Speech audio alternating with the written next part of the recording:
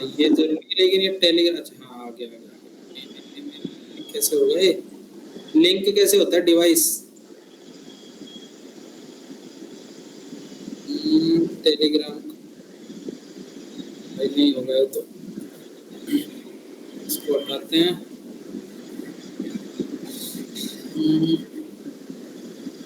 कोई मेरे को व्हाट्सएप लिंक, टेलीग्राम पे लिंक भेज सकता है क्या इसकी, जो मैंने क्लास भेजी उसकी? अरे मैं ही भेज दूंगा ना, रहने दो। नहीं नहीं रहता, तो हो गया, अपने दिमाग में जाए देखो। मैंने आज 2 बुक भेजी है आपको।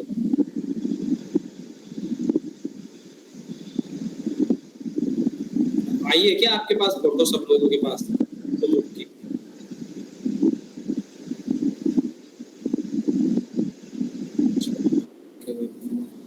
ये अच्छा कर दिया यार, लिंक मेरे पास आ गई है, तो मैं अब ज्वाइन कर सकता हूँ सिस्टम पे।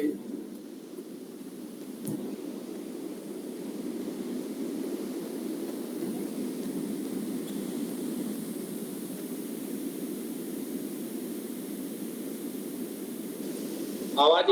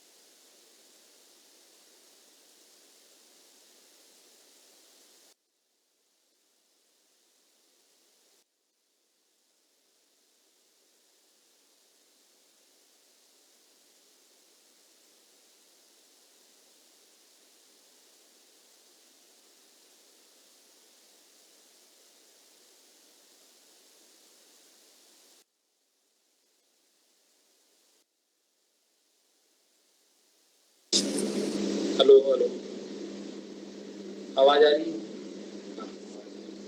ठीक है, अति उत्तम।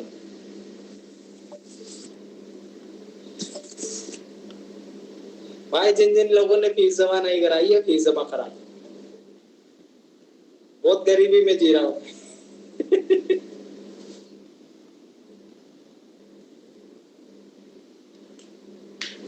अब वैल्यू एडिशन में तभी कराऊंगा जब मेरे पास फीस आ जाएगी बाकी लोग। तो आज हम लोग पेपर 2 पॉलिटी का करने वाले हैं। एक तो इशू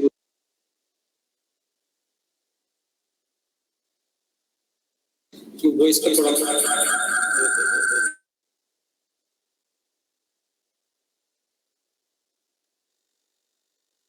बोलना इसी से पड़े। जैसे सिस्टम चेंज करते हैं आवाज इको होती है और फिर वो समस्या होती है। तो हम ये मान के चल रहे हैं बाकी लोगों को हम लोग एंट्री देते रहेंगे, क्योंकि दोनों सिस्टम खुले हुए हैं अपने पास। तो स्क्रीन शेयर करते हैं, पेपर 2 को श्री गणेश करेंगे हम लोग। तो पेपर 2 के इम्पोर्टेंट आर्टिकल केसेस मैं आज करवा दूंगा। बाकी इन फ्यूचर में कुछ एक मेरे हिसाब से 2 से 3 क्लासेज और रहेंगी पेपर 2 की, है ना।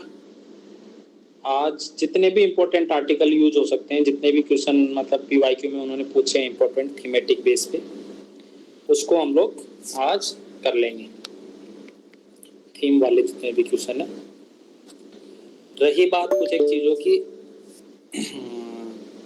और भी चीज़ें जो हम लोग इन फ्यूचर करेंगे, सेकेंड आरसी की रिपोर्ट करेंगे, गवर्नेंस करेंगे, सोसाइटी वाला सेक्शन करेंगे। पेपर 1 में मैं ज़्यादा नहीं करूँगा, ओनली टॉपिक आपको ज्योग्राफी वाले टॉपिक डिक्टेट करवा दिए क्या मैंने? नहीं करवाए, लेकिन किसी ना किसी को इस क्लास में करवा दिए होंगे पक्का मैंने ज्योग्राफी के। एक पेपर बनवाया होगा, एक पेज बनवाया होगा, उसमें ज्योग्राफी के सारे इंपॉर्टेंट थीम मैंने करवा दिए कि भाई ये टॉपिक करने हैं। ठीक है, अगर नहीं करवाए तो मैं करवा दूंगा। अगर कोई है जिसको मैंने करवा दिया हो तो मेरे को बता दो यार कि सर आपने हमको पॉलिटी ज्योग्राफी वाले जो इम्पोर्टेंट थीम है, अप्रोक्स 15 से 20 थीम है, उन्हीं के इर्द गिर्द पेपर आ रहा है अब तक, तो वो किसी को करवा दिए हैं तो बता देना भाई, ठीक है, ताकि मेरा काम डुप्लीकेशन ऑफ एफर्ट बच सके, नहीं तो कल मैं आपको वो डाल दूंगा, ठीक है। रही बात पेपर 1 में किसकी, पेपर 1 में मैं बस यही लूंगा बताऊंगा कि भाई पेपर 1 में इस चीज को कैसे डील करना है। आर्ट एंड कल्चर के मैं भेज चुका हूँ टॉपिक सारे, ज्योग्राफी के टॉपिक में भी, ज्योग्राफी के भी मैं भेज दूंगा और एक हिस्ट्री के भी भेज दूंगा। तो इम्पोर्टेंट टॉपिक तो मैं यहाँ से भेज ही दूंगा, इसके अलावा कैसे क्वेश्चन डील करने हैं वो मैं, इनका एक वीडियो लगेगा।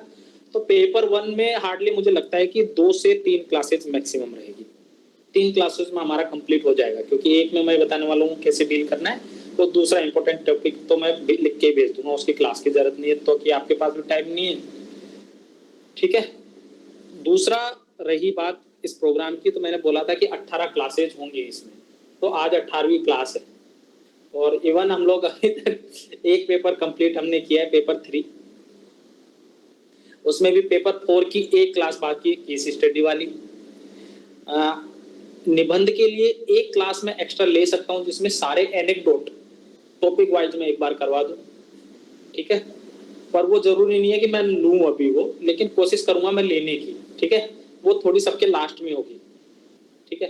और 1 2 3 क्लास में मान रहा हूँ कि पेपर, अगर मैं यहाँ पे लिखूँ आपकी नेक्स्ट क्लासेस, पेपर 1 की होगी अप्रोक्स 3 क्लासेस, पेपर 4 की होगी 1 क्लास, मैक्सिमम 1 क्लास होगी, निबंध की होगी 1 क्लास, और पेपर 2 की कितनी क्लास लें हम लोग, अप्रोक्स पेपर 2 की क्लास लेंगे, एक तो आज हो जाएगी, उसके अलावा पॉलिटी के लिए 1 क्लास और चाहिए होगी मेरे को, गवर्नेंस की 1 क्लास मोर देन सफिशिएंट है, तो अप्रोक्स 4 क्लास हम लोग पेपर 2 की लेंगे, तो टोटल 6 और 3 9 क्लास बच रही है भैया,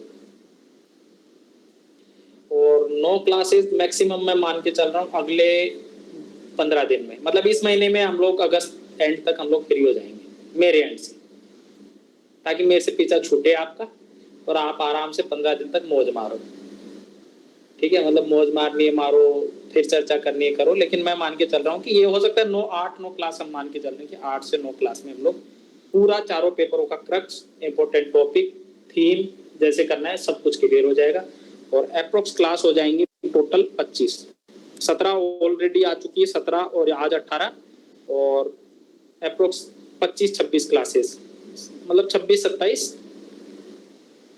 तो जितने की जिन लोगों ने फीस दी थी उससे ज्यादा 2 गुना काम पड़ा है, तो वो सब लोग भी दोबारा फीस देंगे, ठीक है और जिन्होंने नहीं दी है वो तो दुगनी फीस बना ले अपनी, ठीक है। अब मैं पेपर 2 स्टार्ट करने वाला हूँ।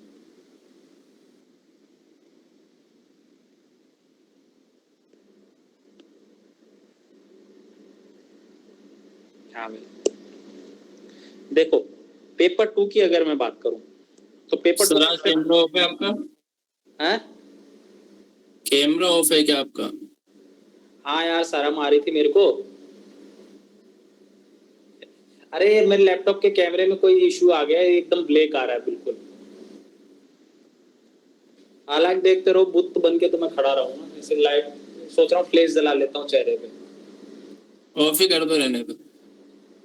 नहीं अब तो मैं ऐसे करूंगा यार, अब तो दिख रहा है ये फ्लैश जलाने के बाद भी इतना ही उजाला हो रहा है, तो ऐसे ही रहने देता हूँ, ठीक है, क्योंकि इस लैपटॉप के कोई लैपटॉप का एक्सपर्ट है तो बता दे कैमरा कैसे ठीक करते हैं।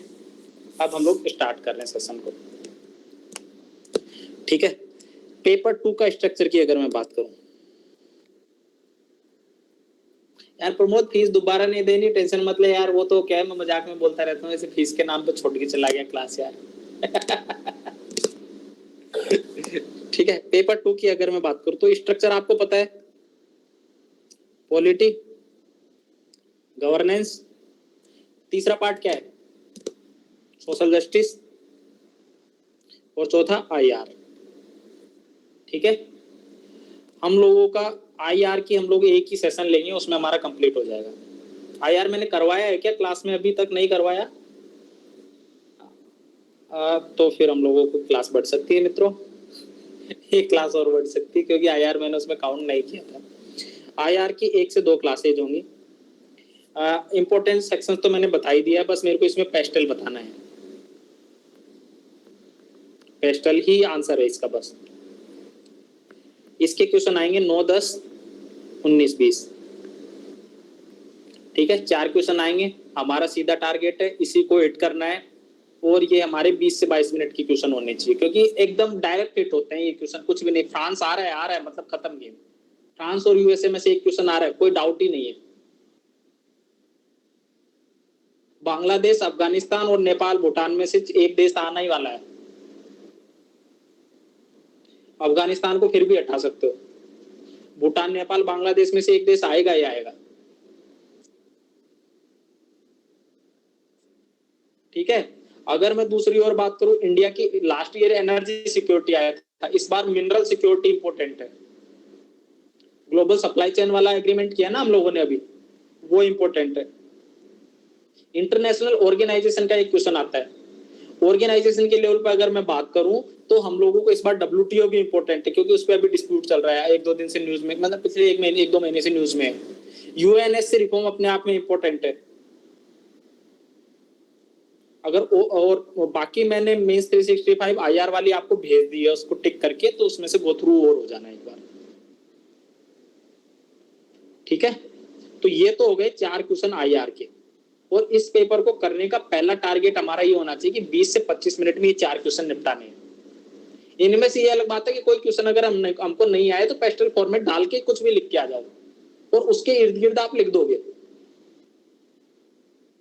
ठीक है, अगला है सोशल जस्टिस और गवर्नेंस। इनको हम बाद में देखेंगे, क्योंकि यहाँ पे हमको मिलेंगे कितने क्वेश्चन, अप्रोक्स 8 क्वेश्चन, सॉरी 6, 4, 10, हाँ 8 क्वेश्चन। वो भी कौन कौन से, 5, 6, 7, 8, 15, 16, 17 और 18। और इधर आएगा कौन सा, 1 से 4 और 11 से 14। 100 नंबर का माल ये आएगा। ये अलग बात है कि पिछले 4 साल का पैटर्न बता रहा हूँ भाई। इस बार ये एग्जाम में जाके मैं सोचना कि ये क्वेश्चन आया, सर ने बताया बदल गया। मैं पिछले 4 साल का डिकोड करके बता रहा हूँ, 5 साल का। ठीक है, अब अगर अपना टारगेट है तो अपना टारगेट जैसे पेपर 3 में क्या था, 9, 10, 19, 20। ये अलग बात है कि हमको उसमें से कुछ क्वेश्चन नहीं आएंगे तो हम उसको सेकेंडरी पे रखेंगे, वो हमारा उसी के अनुसार चेंज होता जाएगा प्लान। अगर मैं यहाँ बात करूं तो 5 से 6, 5, 6, 7, 8, 15, 16, 17, 18 इनको हम लोग सेकेंडरी में करेंगे, सॉरी थर्ड राउंड में। फर्स्ट, सेकेंड और थर्ड, ये हमारी प्रायोरिटी नंबर है। जनरली मेरा तो ये रहता था, आप अपने अनुसार कंफर्टेबल जोन देख लेना। लाइक जिसका सोशियोलॉजी ऑप्शनल है वो सोसाइटी के क्वेश्चन, सोशल जस्टिस वाले क्वेश्चन करेगा, है कि नहीं? और जिसका हिंदी लिटरेचर है वो तो सब करेगा। ठीक है, तो ये क्वेश्चन आज हम जो डील करने वाले हैं, ये 8 क्वेश्चन डील करने वाले हैं। ठीक है, पीवाईक्यू, पॉलिटी के पीवाईक्यू आपको मिल गए होंगे जो आपको लिखने थे, और नहीं लिखे तो एटलीस्ट उन पे समझ बना लेना। पीवाईक्यू जो मैंने इंपॉर्टेंट बताया उन पे एक बार बेसिक समझ आपकी होनी चाहिए। तो ये तो हो गया अपना मटेरियल। अब हम इस पे एक क्लास लेंगे, इस पे हम लोगों की 2 क्लास होगी, या इस पे भी 2 होगी, और बाकी की 2 क्लास इस पे होगी पॉलिटी। ठीक है, तो अब हम शुरू कर रहे हैं हमारी कहानी पेपर 2 में पॉलिटी वाले पार्ट से, जहाँ पे हम लोग 100 नंबर का मटेरियल आज करने वाले हैं, और उसके इंपॉर्टेंट आर्टिकल केसेस कुछ है। अब यहाँ पे हम देखेंगे इंपॉर्टेंट आर्टिकल, इंपॉर्टेंट केस, कोई कमेटी है क्या, और सेकंड ARC। भाई एक क्लास और 30 क्लास होगी आपकी पूरी क्योंकि सेकंड ARC क्लास काउंट नहीं की थी मैंने, तो क्लास बढ़ती जा रही है। मैं कुछ नहीं कर पाऊंगा इसमें, पर कोशिश करूंगा कि अब कंटिन्यूअस क्लास हो, 1 घंटा मैं आपका खाऊं कंटिन्यूअस। ठीक है, और हो सकता है हम लोग थोड़ी लंबी क्लास करें तो फिर 1.5 घंटे में निपटा दे चीजों को, लेकिन काम की चीज। अब देखो गवर्नेंस में जब भी आपको कोई परिभाषा लिखनी हो, गुड गवर्नेंस की, सुशासन की, गुड गवर्नेंस की हो, इथिकल गवर्नेंस की हो, या चाहे ई गवर्नेंस की हो, सिटीजन चार्टर की हो, कहीं ना कहीं ओईसीडी ने उस पर कुछ बोला होगा, वर्ल्ड बैंक ने उसमें कुछ बोला होगा, यूएनडीपी ने कुछ ना कुछ बोला होगा। जब भी गवर्नेंस का रेफरेंस, तो कोई भी परिभाषा लिखो, इनका रेफरेंस देना ही देना है। कसम खा लो, माँ की कसम है तुम्हें अपनी की। भाई मैं चला सकता हूँ, मेरे दो है, मेरे को कोई देता। ठीक है। अगला पॉलिटी की अगर मैं बात करूं, अगर आपको कहीं भी कुछ भी नहीं समझ में आ रहा, तो संसदीय स्टैंडिंग कमेटी ने तो कुछ ना कुछ बोला ही बोला है।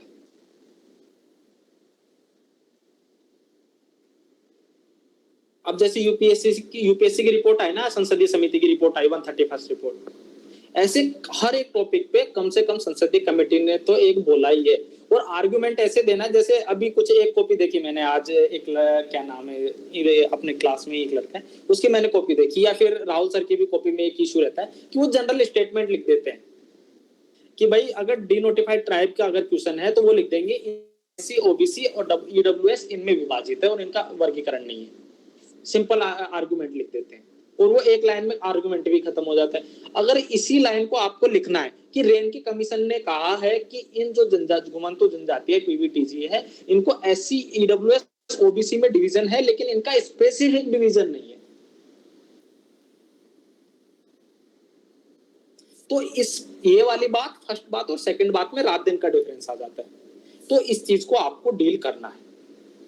ठीक है, तो सभी लोग कैमरा ऑन कर लो, ये तो घरेलू क्लास है।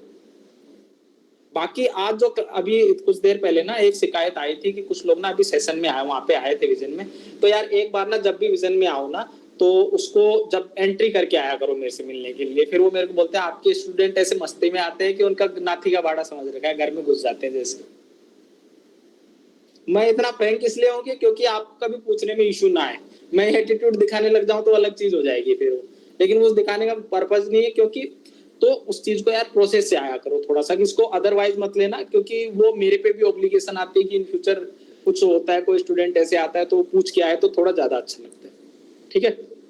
अगला, जब भी सेंट्री स्टेट रिलेशन की बात आए, सेंट्री स्टेट रिलेशन की बात आए, है ना, वहां पे सरकारिया कमीशन और पुंछी कमीशन ने कुछ बोला ही बोला है।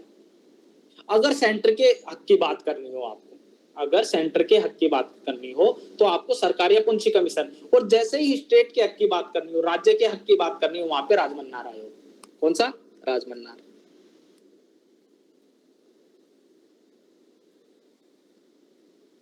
क्लियर है? आगे चलो। अगला बात है संविधान समीक्षा आयोग, जहां पे भी आपको कॉन्स्टिट्यूशन से रिलेटेड कोई भी क्वेश्चन आए, कॉन्स्टिट्यूशन से रिलेटेड कोई भी क्वेश्चन आए और उस पे आपको वर्तमान कॉन्स्टिट्यूशन है इसके पक्ष में आर्गुमेंट देना हो, तो आपके बैक एंड में कौन काम आएगा? संविधान समीक्षा आयोग 2002, 2000 या वेंकट चले कमीशन, उसने इस चीज की पुष्टि की। अगर मैं बात करूं बेसिक स्ट्रक्चर के बात सपोर्ट की, तो बेसिक स्ट्रक्चर के सपोर्ट की अगर मैं बात करता हूं तो मैं बोलूंगा कि संविधान समीक्षा आयोग ने इसको वेद पाया है। ठीक है। अगला एक, ये पेपर 2 के लिए, पेपर 3 के लिए, पेपर 4 के लिए इस चीज को रट लेना, ये था असली कार्ड। आपके हर एक आंसर में कोशिश करना कि इनमें से 2 चीज इंक्लूड करो। पेपर 2 में तो स्पेसिफिक, पेपर 2 में तो स्पेसिफिक A4 आर्टिकल या कोई एक्ट है क्या? ठीक है, इसको चिपका लेना जीवन में, लिख लो इसको आराम से। ठीक है। अगला S, S for SDG, S for कोई शेड्यूल है क्या?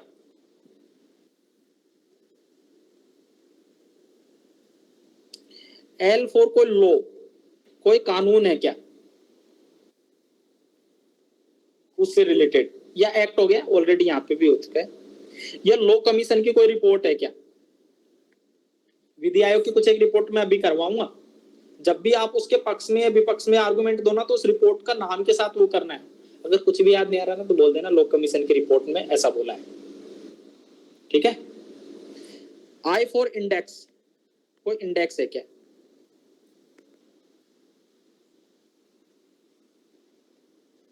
सी फॉर कोई कमेटी है क्या उससे related? A4 ARC, first ARC या सेकंड ARC? R4 कोई रिपोर्ट है क्या? और D4 कोई डाटा फैक्ट है क्या? अब मैं आपको कोई भी टॉपिक दे दो मेरे को, उस पर मैं इसको एप्लीकेबल बनाता हूं। अगर मान लो आपका आ गया वृद्धों पे, अब देखो अभी ये मत बोलना कि आज मैंने अभी 2-4 लोग बच्चों की कॉपी रिव्यू किए तो उन्हीं के क्वेश्चन मेरे को याद आ रहे हैं, तो मैं तो उन्हीं में से निकाल लेता हूँ कि इस पे क्या है, इस पे क्या है, मेरे दिमाग में ऐसे चलता है। आप कोई टॉपिक दे दोगे मैं उस पर बता दूंगा, ठीक है।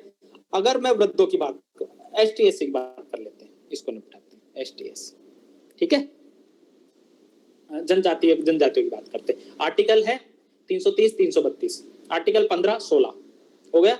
बस समझना इस चीज को, जैसे ही एसटी से रिलेटेड क्वेश्चन आता है, इस चीज को एप्लीकेबिलिटी मैं समझा रहा हूँ, बाद में आप बोलोगे सर आप लिखा देते हो एप्लीकेशन नहीं हो पाती, ठीक है। अगला बात कर रहा हूँ शेड्यूल की। SDG है क्या कोई सा ऐसा? इंक्लूसिव डेवलपमेंट कौन सा है बताओ?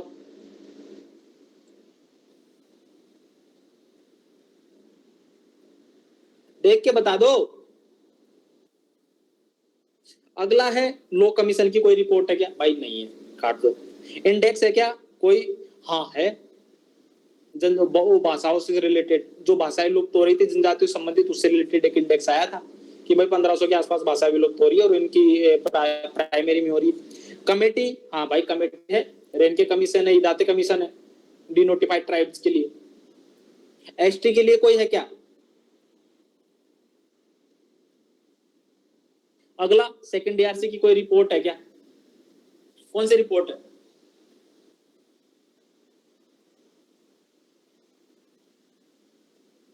बताओ। 6 रिपोर्ट है स्थानीय सुशासन पैसा। और कोई डाटा फैक्ट है क्या? हाँ भाई 8.6 जनजाति। तो ये जैसे ही आपके सामने आएगा, अगर कोई भी आर्गुमेंट लिखोगे आपके पास ही असली कार्ड में से कुछ ना कुछ आपको मिल जाएगा। इसको इतनी बार पेपर के अभी अभ्यास देने जाओगे आप लोग, है ना, तो उस जो सीट पे बैठो ना, उस सीट पे लिख लेना असली कार्ड, और इसको एप्लीकेबल बनाना पहले। कभी जब भी टेस्ट देने जाओ इसको एप्लीकेशन अपने चिपका लो अपने सामने असली कार्ड को, कि भाई मेरे को इसमें से यूज करना ही करना है 2-3 चीजें, और वही आपका आधा नंबर एक्स्ट्रा है जो 400 से 440 करवाएगा।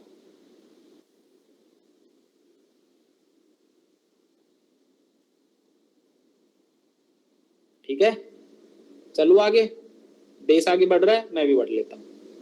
अब लॉ कमीशन की कुछ एक रिपोर्ट है, ये मैं आपको दे दूंगा, थोड़ा सा जल्दी जल्दी करवाऊंगा क्योंकि समय का अभाव है, और आपके पास भी है मेरे पास भी है। 10 बजे बच्चे बोलेंगे जाना है, ठीक है। अगला 170वीं रिपोर्ट, जब भी दल बदल से रिलेटेड आपको लिखना है कि दल बदल में क्या सुधार होना चाहिए, दल बदल में क्या समस्याएं, 170वीं रिपोर्ट, कुछ ना कुछ उसने बोला ही होगा, ठीक है। विधि आयोग की 170वीं रिपोर्ट कहती है कि दल बदल में कुछ एक कमियां हैं, XYZ 2/3 जो विलय होता है वो एक समस्या अपने आप में, जैसे असम वाला एग्जांपल। अगला 255वीं रिपोर्ट, चुनाव funding, election funding, election reform से रिलेटेड जब भी कोई बात है, ये 126 रिपोर्ट रट लेना भाई, ये हर जगह काम आएगी जहां पे भी आपको प्रशासन में सुधार करना हो।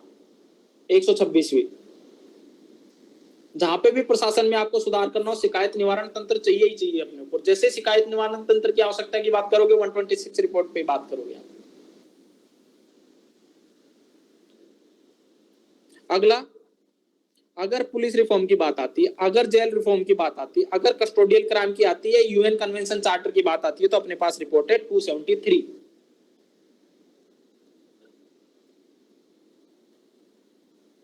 ठीक है।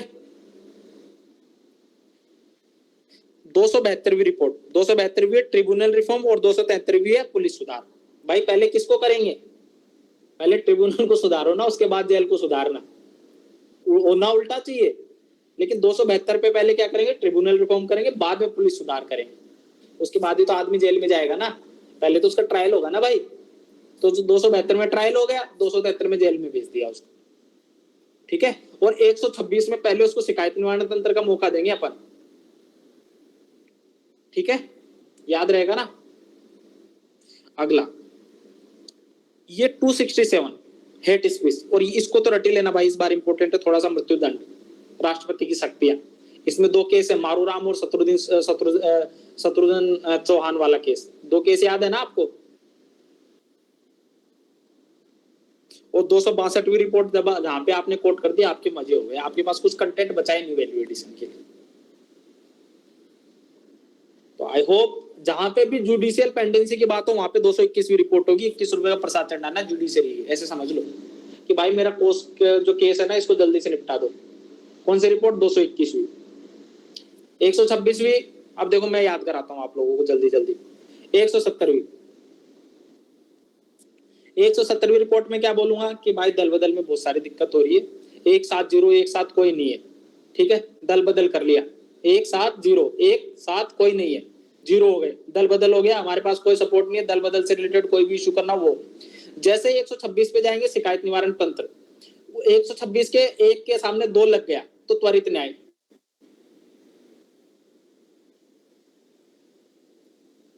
दो 226 नहीं है, 262 है, ठीक है। अगला 272 और 273, 272 273। 272 में क्या करेंगे हम लोग? पहले ट्रिब्यूनल रिफॉर्म। 273 में क्या करेंगे? Police reform. 126 हो गया।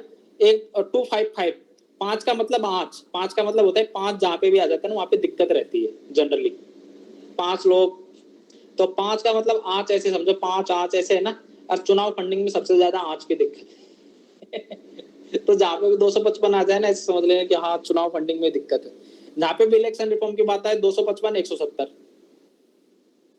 जहां पे भी हेट स्पीच की बात आए, और हेट स्पीच कब बोल पाएंगे? 2 6 7, मतलब 2 लोग जब 6 का मतलब होता है राजस्थानी में, 6 का मतलब है, 7 मतलब साथ में, जब 2 लोग साथ में रहेंगे ना तभी बुराई कर पाएंगे, तभी हेट स्पीच दे पाएंगे।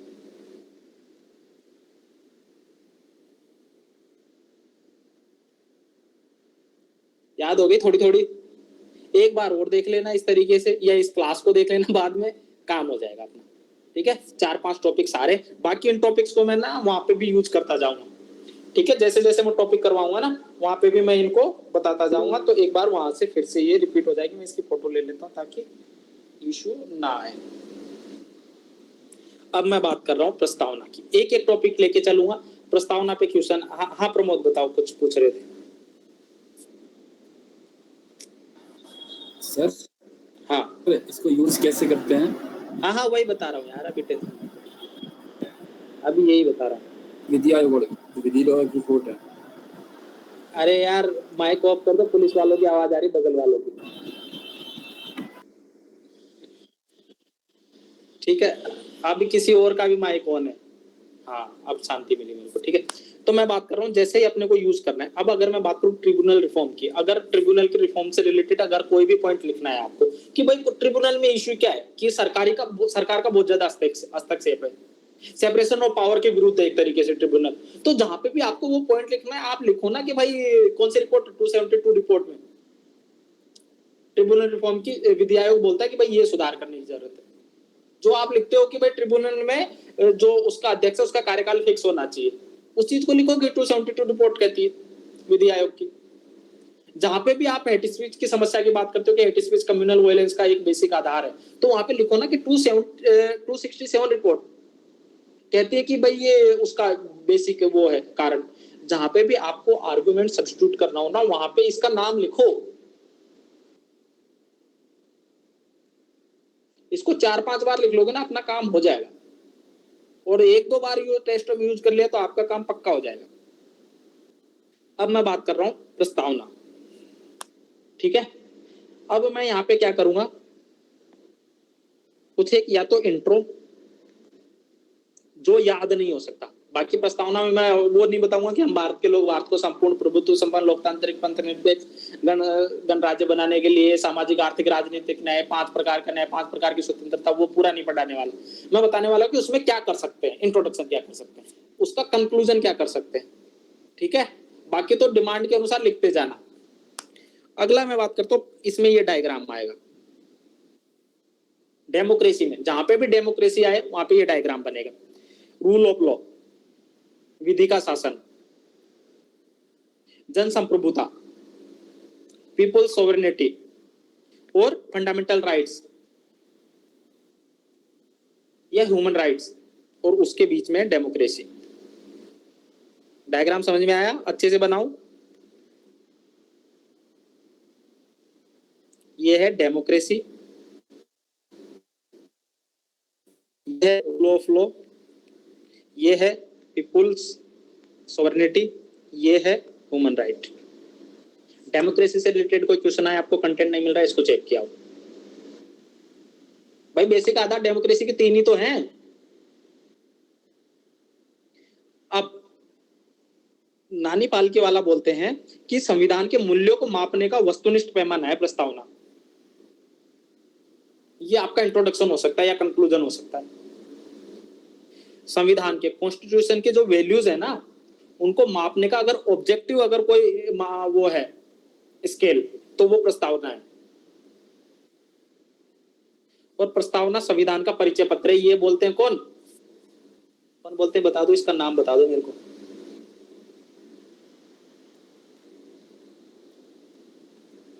ऐसे मत करो यार।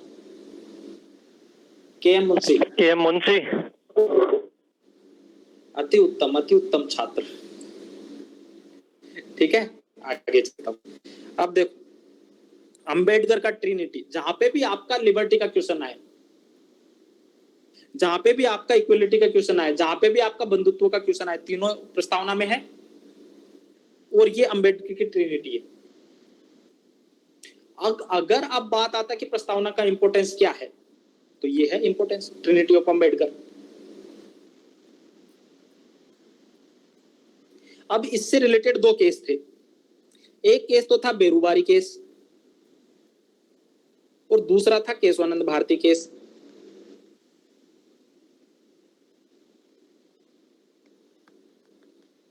इसमें बोला कि ये प्रस्तावना ना संविधान की व्याख्या करने में सहायक है, लेकिन ये संविधान का भाग नहीं है भाई।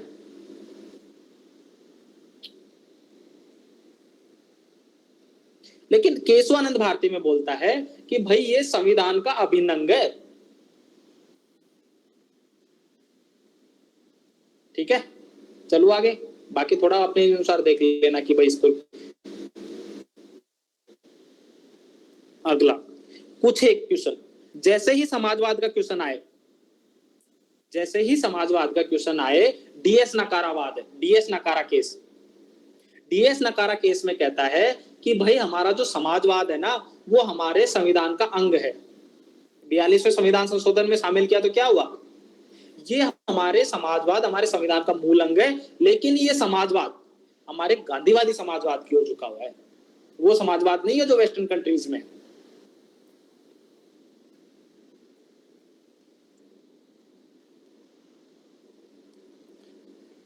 अगर मैं बात करूं पंथ निरपेक्षता और लोकतांत्रिक जैसे मूल्यों की, तो वहां पे आता है एसआर बॉम्बई केस।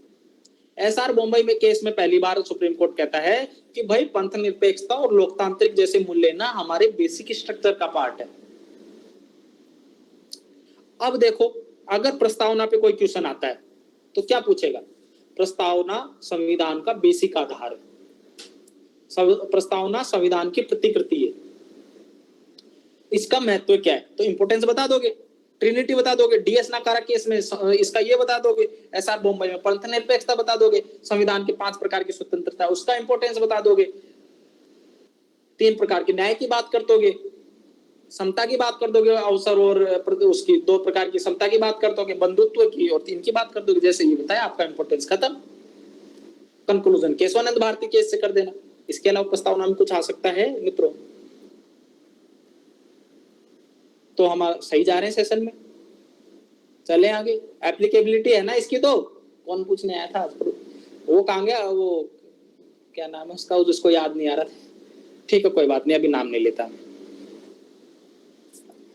हाँ, अब देखो, हम अब पहला प्रस्तावना खत्म। उसके अलावा प्रस्तावना पे कुछ नहीं बनेगा।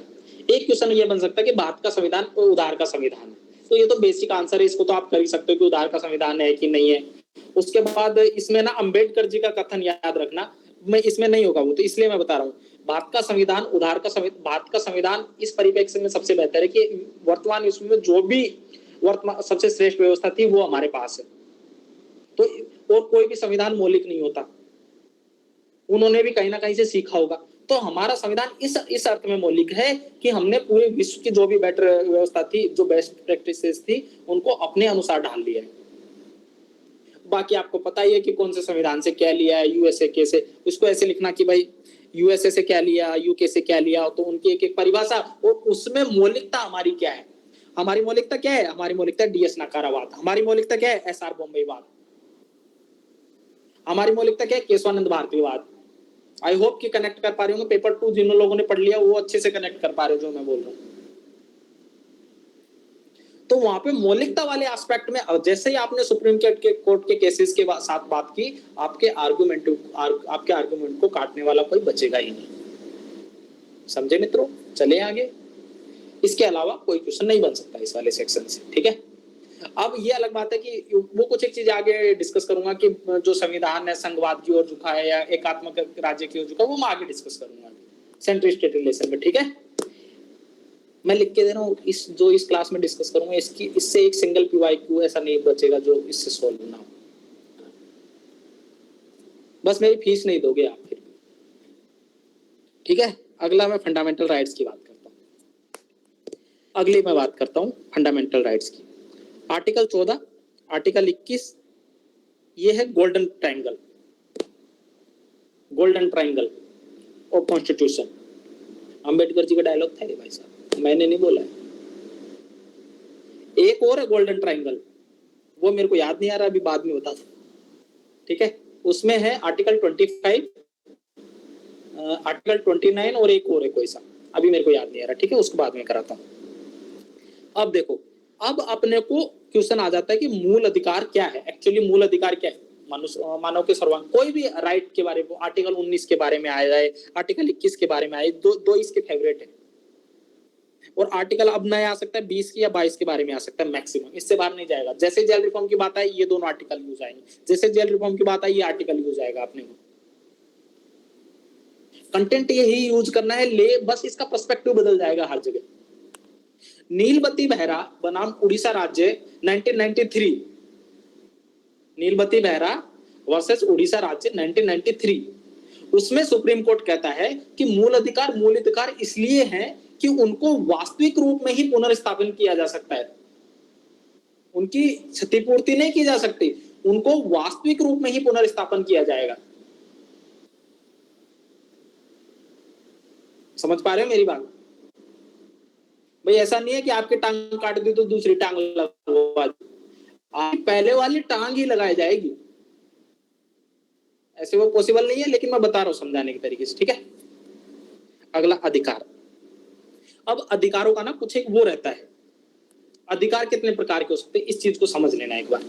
ये डायग्राम है इसका, जब भी आपका कहीं पे भी अधिकार की बात आए, आपका ये डायग्राम फिक्स होना चाहिए। मतलब इथिक्स में बात आए, यहाँ आए, कहीं भी आए, ठीक है।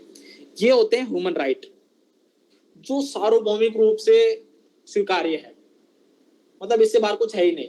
आर्टिकल 21 जीवन का अधिकार, बेसिक नेसेसिटी है। उसके बाद आते हैं फंडामेंटल राइट, जो हमारे आर्टिकल है, जो मैंने बोला ना कि वैसे के वैसे पुनर्स्थापन होना चाहिए। उसके अंडर, उसके नीचे आते हैं कौन से? संवैधानिक कॉन्स्टिट्यूशन राइट, वोट का अधिकार हो गया, आर्टिकल 226 हो गया, ठीक है। उसके अलावा कौन सा आर्टिकल है? कौन सा है? आर्टिकल 300। उसके बाद विधिक अधिकार, जो एक्ट वाले हैं, जैसे आरटीआई, विसल ब्लोअर एक्ट, हालांकि उसको लागू नहीं किया पर एक्ट तो है भाई। कब का है कोई बता देगा क्या मेरे को? विसल ब्लोअर वाला एक्ट कब का है?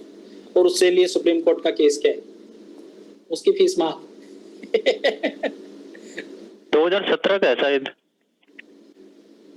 बताओ इतनी गलत। अरे मेंस लिखने जा रहे हो महाराज, माइक ऑफ कर लो, अब बेइज्जती कर रहा ये पढ़ लेना यार विसल ब्लोअर, क्योंकि एक्ट काम में आएगा। जहां पे भी आपको पॉलिसी पैरालिसिस की बात करनी हो ना, वहां पे विसल ब्लोअर वाला एक्ट 2013 या 14 का है, 2014 का है, ठीक है। विसल ब्लोअर एक्ट 2014 का है। उसको इम्प्लीमेंट नहीं किया, उसको कानून को तो ला दिया है सरकार ने, लेकिन उसको इम्प्लीमेंट नहीं किया है, ठीक है। हालांकि लॉ वाले कुछ बच्चे हैं यहाँ पे जो एक्टिव दिख रहे हैं मुझे, लेकिन अरे यार अजीत नाराज मत होना, कोई बात नहीं, ऐसे चलता है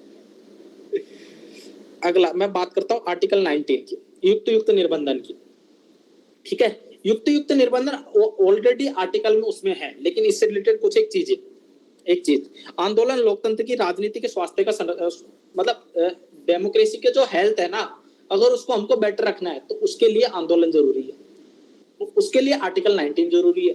और ये कहाँ काम आएगा ये आर्टिकल? ये काम आएगा कहाँ पे? वहां पे जहां पे आर्टिकल आप बात करोगे, कहाँ पे 144 की बात करोगे, 124A की बात करोगे आप, आईपीसी की। कनेक्ट कर पा रहे हो चीजें? अब मैं ये नहीं बताऊंगा 124 क्या है 144 क्या है, ठीक है। ये इसके अलावा राष्ट्रीय आंदोलन तथा स्वतंत्रता आंदोलन हमें राष्ट्रीय लोकतंत्र, अगर मैं आंदोलन के इंपोर्टेंस की बात करूं, अगर मैं आंदोलन के इंपोर्टेंस की बात करूं तो हमारा राष्ट्रीय आंदोलन इससे बेटर क्या एग्जांपल हो सकता है? भाई सरकार से असहमति ये थोड़ी है देशद्रोह है। यूएपीए में जहां आप बात करो, अगर आपको यूएपीए में पॉजिटिव आर्गुमेंट की बात करो तो ये आर्गुमेंट दो। उसके लिए अगर आपको कोई देखो आईपीसी का 124 देशद्रोह, 499 डिफेमेशन लॉ और गोपनीयता कानून 1923, ये किसके वो हैं निर्बंधन? आर्टिकल 19 पे। अगर आपका क्वेश्चन आता है वाक और अभिव्यक्ति की स्वतंत्रता पर, इंटरनेट पर रोक की बात आ जाती है, आंदोलन पे कोई क्वेश्चन आ जाता है, आर्टिकल 19 जहां पे भी इम्प्लिसिट होगा वहां पे आपको ये चीजें यूज करनी कि आर्टिकल आईपीसी का 141 आतंकवाद से रिलेटेड, आईपीसी का 144 लोक व्यवस्था लोक जीवन की सुगमता के लिए कानून और व्यवस्था बनाए रखने के लिए पुलिस रोक लगा सकती है। भाई साहब प्रमोद जी को अधिकार है, ये पुलिस वालों को डंडा भी चला सकते हैं ये लोग, मतलब कुटाई के लिए। लेकिन इसी के लिए शाहीन बाग 2018 केस, शाहीन बाग केस 2018 में निर्णय आता है कि भाई ये जो आंदोलन का अधिकार है ना, ये आपका अधिकार है आर्टिकल 19 के तहत, लेकिन बंद और हड़ताल का अधिकार नहीं है इसके अंतर्गत। ये कौन सा केस था? सिरूर मठ केस में भी ऐसा कुछ निर्णय दिया था, याद है आप लोगों को? एसेंशियलिटी आर्टिकल 25 से रिलेटेड। ये केसेस में याद कराता था, इनको लिखते जाना, जीवन में यही काम आएगा, ठीक है। अगला मैं बात करता हूं आर्टिकल 19 और 21 के विस्तार की, ठीक है। भाई एक क्वेश्चन ये हो सकता है आर्टिकल 19 और आर्टिकल 21 जहां पे भी आप लिविंग ट्री अप्रोच की बात करो, देखो कॉन्स्टिट्यूशनलिज्म का जहां पे क्वेश्चन आएगा, जहां पे लिविंग ट्री अप्रोच की बात आएगी कॉन्स्टिट्यूशन के, वहां पे आपको आर्टिकल 19 और आर्टिकल 21 का विस्तार ही काम आएगा। कहां काम आएगा? जहां पे आपको बताना हो नोटा क्या है, आर्टिकल 19 का विस्तार है, ठीक है। 2014 में सुप्रीम कोर्ट कहता है कि भाई जो भी लेता है, जो चुनाव लड़ना चाह रहा है, उसको अपने सोशल मीडिया हैंडल, अपने आपराधिक मामले, उनकी जानकारी देनी होगी पहले। आर्टिकल 21 कहता है कि निजता का अधिकार, पुट्टा स्वामी केस याद है ना, पुट्टा स्वामी बात, उसमें देखो ये केसेस ना मैं इसलिए बता रहा हूँ, इसको राम कहानी की तरह मत सुनना। जब भी आप आर्गुमेंट दो केसेस का बोल देखना रेफरेंस, अगर नंबर लाने हैं तो। जो सिंपल वन लाइन लिख देते हो ना, उन्हीं का समाधान बता रहा हूं मैं। ये जिनको इश्यू आ रहा था कि भाई जिनकी कॉपी में आ रहा था कि एनालिसिस नहीं से कर रहे, विश्लेषण सही से नहीं कर रहे आप, उसका आंसर बता रहा हूं। अगला आता है कुछ एक केस कि MC Mehta case. MC Mehta case में कहता है गवर्नमेंट सुप्रीम कोर्ट कि जो एनवायरमेंट जो है स्वास्थ्य है या जो स्वच्छ एनवायरमेंट है, वो भी आर्टिकल 21 का पार्ट है। इंडियन एक्सप्रेस बनाम भारत संघवाद 1985, इंडियन एक्सप्रेस बनाम भारत संघवाद 1985, उसमें सुप्रीम कोर्ट कहता है कि सूचना का अधिकार आर्टिकल 19A का भाग है 1 का, वाक और अभिव्यक्ति की। और उसी को बेस बनाकर, इंडियन एक्सप्रेस वाद को बेस बनाकर गवर्नमेंट ऑफ इंडिया 2000, हालांकि उससे पहले प्रयास किए थे, लेकिन 2005 में पहली बार एक्ट लाता है और वो कहलाता है सूचना का अधिकार अधिनियम। और वो सुशासन की कुंजी आरटीआई सुशासन की कुंजी, सेकंड आरसी के फर्स्ट रिपोर्ट। समझ पा रहे हो मित्रों?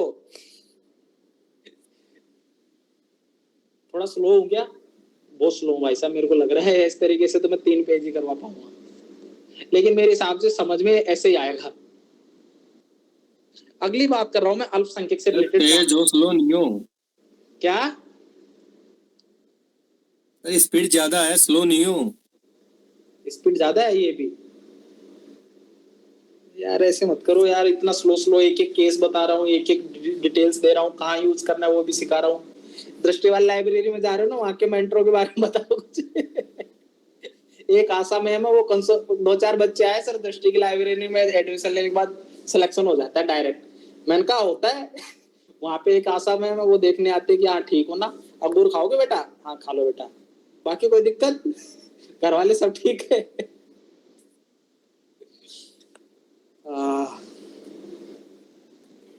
ठीक है, अगली मैं बात करता हूँ अल्पसंख्यकों से रिलेटेड।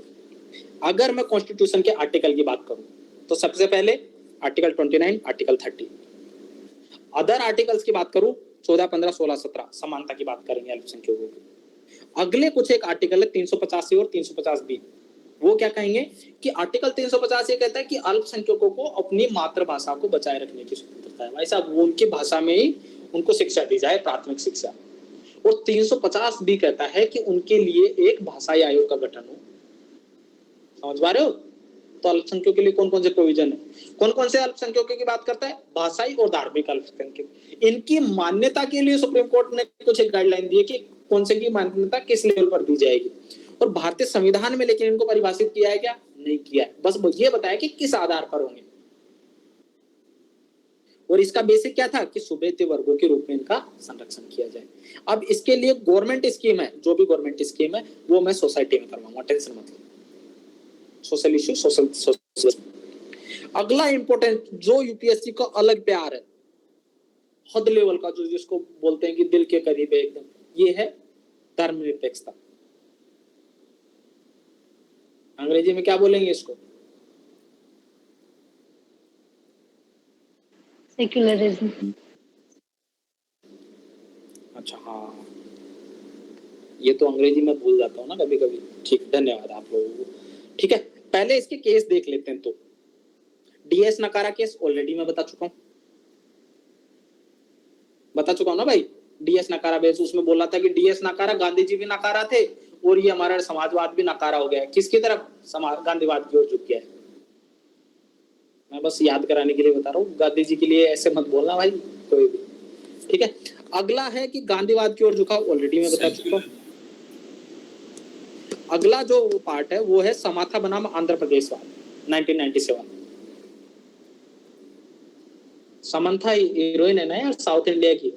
वो मूवी आ रही है खुशी उसकी, और वो आंध्र प्रदेश की है। तो सामंथा बनाम आंध्र प्रदेश स्टेट, 1997। तो उसमें सुप्रीम कोर्ट कहता है कि भाई हमारा जो समाजवाद है ना, उसका टारगेट ये नहीं है कि हम समाजवाद की स्थापना की जाए। समाजवादी राज्य बनाना हमारा ओवरऑल टारगेट नहीं है। हमारा ओवरऑल टारगेट है कि समता मूलक समाज का निर्माण हो।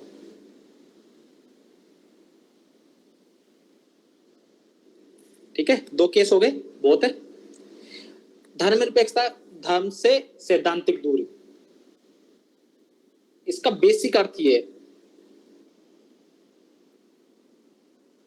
अब देखो इसमें ना ये डायग्राम बनेगा, इसका डायग्राम रट लेना भाई।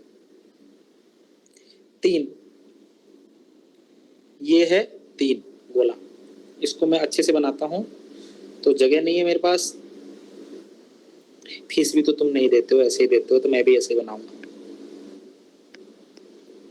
अगला एक तो है राज्य, ठीक है, नीचे है नागरिक, सिटीजन, तीसरी ओर है धर्म। अब इनका संबंध देखना, इस डायग्राम को समझना भाई अच्छे से। अगर मैं बात करूं धर्म की और राज्य की, ये धर्म है और ये राज्य, ये धर्म और ये राज्य। ठीक है, धर्म और राज्य में क्या संबंध है कि धर्म की स्वतंत्रता मिलेगी। सॉरी, ये मेरे हिसाब से गलत बना हुआ है, ये यहाँ पे आएगा, थोड़ा ना उल्टा बना हुआ है। सॉरी, इसको ना डायग्राम यहाँ पे थोड़ा उल्टा बना हुआ है, मैं यहाँ पे इसको सही करता हूँ। ठीक है,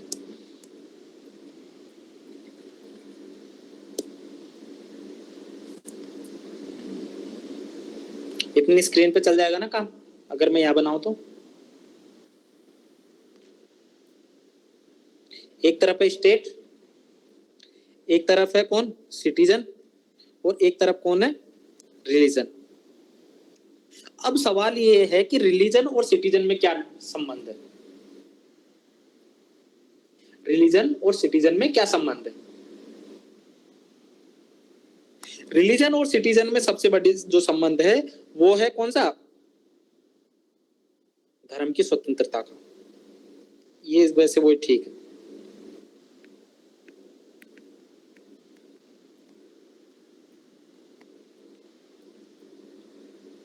भाई नागरिक कोई सा भी धर्म अपना सकता है। दूसरा, सिटीजन और स्टेट में कौन सा है? उत्सवों की तटस्थता।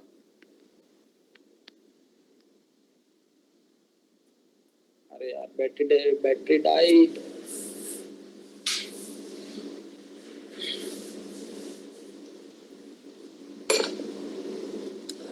भाई कोई एक्सपर्ट होना तो बताना यार मेरे को लैपटॉप का। मेरे लैपटॉप में इशू आ गया, कैमरा खराब हो गया इसका, पता नहीं क्यों। नया लैपटॉप है।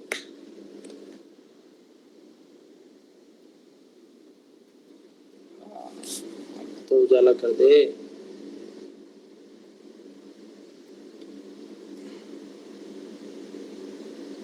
जैसे उत्सव, फेस्टिवल की तटस्थता का मतलब क्या है कि भाई हम लोग हज यात्रा पे भी वो करते हैं, पेमेंट करते हैं।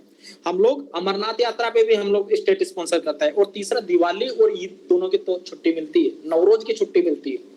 तो उत्सवों की तटस्थता किसमें? स्टेट और सिटीजन में, सॉरी स्टेट और धर्म में।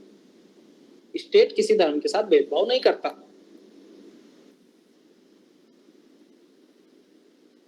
ये थोड़ा सा उल्टा सीधा बनता जा रहा है, इसको यहीं पे बनाते जाना आप अपने अनुसार, ठीक है। अगला, तीसरा कौन सा हो सकता है? धर्म और राज्य में, स्टेट और उसमें क्या संबंध हो सकता है कि न्याय निर्णय का। न्याय निर्णय का मतलब क्या है कि भाई जैसे जैसे, भाई ऐसे तो हम लोग हस्तक्षेप नहीं करेंगे, लेकिन युक्त निर्बंधन लगा सकता है स्टेट। जैसे 3 तलाक, जैसे सबरीमाला, जैसे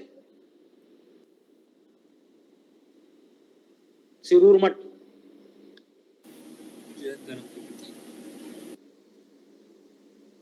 ठीक है। अगला, धर्म की स्वतंत्रता में हम लोगों ने बात किया अनुपातिकता का सिद्धांत, सिरूर मठवाद का वो है स्टेटमेंट। ठीक है। अगला, सर्वधर्म संभाव की हम लोगों की धारणा है। ये राजीव धवन का कंसेप्ट है भाई साहब, राजनीतिक कार इंडिया के सेकुलरिज्म के लिए। जब भी आपको परिभाषा लिखनी हो, अगर इंडिया और फ्रांस के सेकुलरिज्म की तुलना जाए तो ये 3 पॉइंट काम आएंगे, इससे बाहर कुछ नहीं जाएगा। ये मैं भेज दूंगा, टेंशन मत लो, इतना मत घुसो इसमें, ठीक है। अंग्रेजी वालों समझ में आ रहा है आप लोगों को? अंग्रेजी वाले दिख नहीं रहे मेरे को, कैमरा ऑन कर लो यार।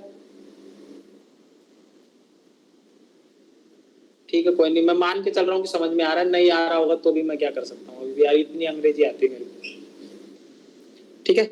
आर्टिकल 25 to 28, धार्मिक स्वतंत्रता, लोक व्यवस्था, सदाचार, स्वास्थ्य के आधार पर के अधीन है। युक्त निर्बंधन, अनुपातिकता का सिद्धांत। तीसरा 2 केस है, सिरूर मठवाद और आनंद मार्गवाद। थिरूर वाद में सुप्रीम कोर्ट कहता है कि डॉक्ट्रिन ऑफ एसेंशियलिटी होनी चाहिए। जहां पे भी डॉक्ट्रिन ऑफ एसेंशियलिटी रहेगी उसी को धर्म का मूल भाग माना जाएगा और वही स्वतंत्रता का अधिकार है, उसके बाहर कुछ नहीं भाई साहब। ऐसे नहीं, धोखा नहीं होगा। तुम बोलोगे चाकू लगा के मैं जान मार दूंगा, ऐसे नहीं चलेगा। 5 के बेस पे अगर हम सिख धर्म की बात करें तो वहां पे वो अलाउ है, क्योंकि वो धर्म की एसेंशियलिटी का पार्ट है। लेकिन अगर तुम बोलते हो कि सबरीमाला वाद में कि भाई महिलाएं प्रवेश नहीं कर सकती और ये धर्म का उसका पार्ट है, तो नहीं, ये नहीं चलेगा। वहां पे डॉक्ट्रिन ऑफ एसेंशियलिटी चलेगी, अनुपातिकता का सिद्धांत। अब सर आप पढ़ा तो दिया, यूज कहां करेंगे? ये तो जीवन में संकट है। इस संकट का समाधान ये है कि जब भी आप धार्मिक स्वतंत्रता की बात करोगे, जब भी आप इंडिया की धर्मनिरपेक्षता की बात करोगे, ये दोनों के साथ के दिमाग में होनी चाहिए, सिरूर मठवाद और आनंद मार्गवाद। आनंद मार्गवाद में बोलता है सुप्रीम कोर्ट कि भाई आपको धर्म की स्वतंत्रता है, लेकिन आपको जुलूस निकालने की स्वतंत्रता नहीं है कि आप हथियार लेके नूह जैसी हिंसा करो। ये करंट वाला एस्पेक्ट है नूह हिंसा का,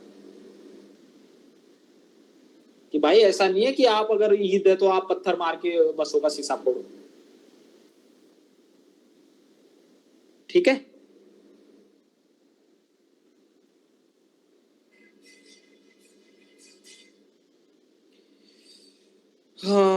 AIL से रिलेटेड आपको पता ही है कि भाई PN भगवती ने इसका वो किया था और उन्होंने बोला था कि न्यायपालिका को कुछ नए तरीके से समाधान करने के लिए उभारने होंगे जो इस समस्या का समाधान कर सके, और बंधुआ मुक्ति मोर्चावाद था ही।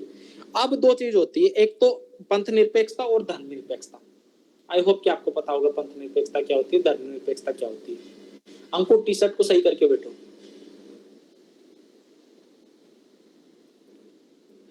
ठीक है, अगला SR बॉम्बे बात।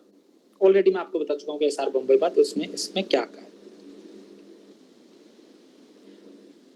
अब देखो, अभी खाप पंचायत का निर्णय आया था, खाप पंचायत का, जहां पे भी आप सेल्फ हेल्प, अनौपचारिक सेल्फ हेल्प ग्रुप की बात करोगे, जहां पे भी आप अनौपचारिक संगठित समूहों की बात करोगे, वहां पे खाप पंचायत आएगी। और खाप पंचायत का जब भी आपको विरोध में बात करनी हो, वहां पे आपका आएगा अरुमुगम शेरवई बनाम तमिलनाडु राज्य, और उसमें बोला कि खाप पंचायतों की समाप्ति की बात करेंगे, और वो बोलेंगे कि ये पैरेलल गवर्नेंस नहीं चलेगी।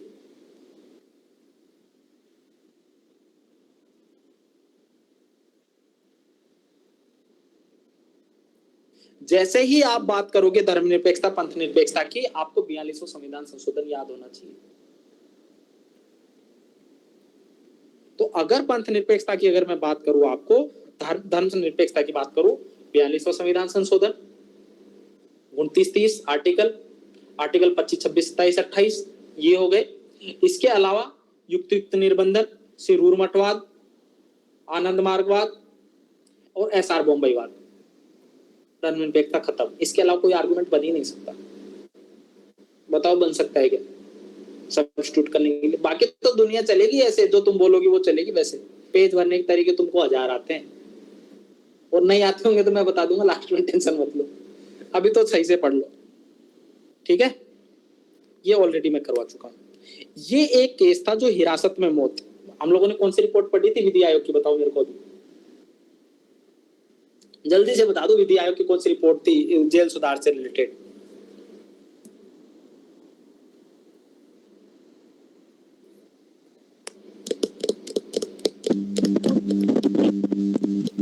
ठीक है, जो तुम बोल रही होगी सही होगा, आवाज नहीं आ रही मेरे पास तो। ठीक है, 273 रिपोर्ट। ठीक है, यहाँ पे राजमल बनाम तमिलनाडु राज्यवाद 2008, उसमें सुप्रीम कोर्ट कहता है कि हिरासत में मौत ना, हिरासत में मौत भाई साहब आर्टिकल 21 का उल्लंघन है, अपराध ही अपराध। जेल सुधार की जहां बात आए, अब जेल सुधार से रिलेटेड जहां पे भी बात आए, हिरासत में मौत से रिलेटेड आए, UN कन्वेंशन अगेंस्ट टॉर्चर एक चीज। विधि आयोग की कौन सी रिपोर्ट थी? 273 सर। 273, हाँ ठीक है मान लेते हैं। ठीक है, अरे भाई 272 273 दो एक साथ बताई थी मैंने। उसके अलावा राजमल बनाम तमिलनाडु राज्य, 3 पॉइंट हो गए। अगर ये 3 पॉइंट में लिखा है ना भाई, तुम्हारा उसको लगेगा कि इसको उत्तर आता है।